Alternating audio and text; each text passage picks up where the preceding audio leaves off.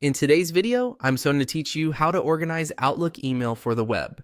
If your inbox feels a little cluttered, Outlook on the web has some simple built-in tools that can make everything easier to manage.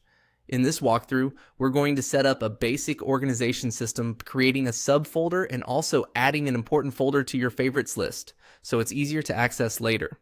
To begin, open Outlook Mail on the web and make sure you're in your main mailbox view. This is where you can see your folder list on the left and your messages in the center. If your folders panel is collapsed, just expand it so you can clearly see items like inbox and junk email.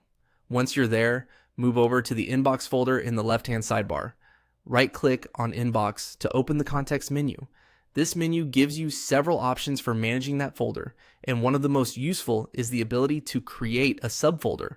Subfolders are helpful because they let you group related emails under your inbox without creating a completely separate top-level folder structure. From that menu, click Create New Subfolder. Outlook will then let you name the new folder.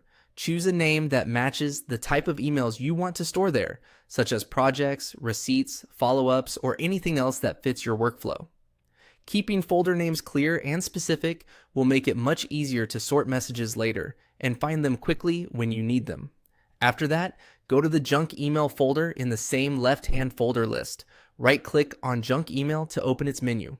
This is a useful shortcut if you want quicker access to folders you check regularly, especially ones that are normally a little lower in the list. Now click Add to Favorites. Once you do that, the junk email folder will appear in the Favorites section near the top of your folder pane.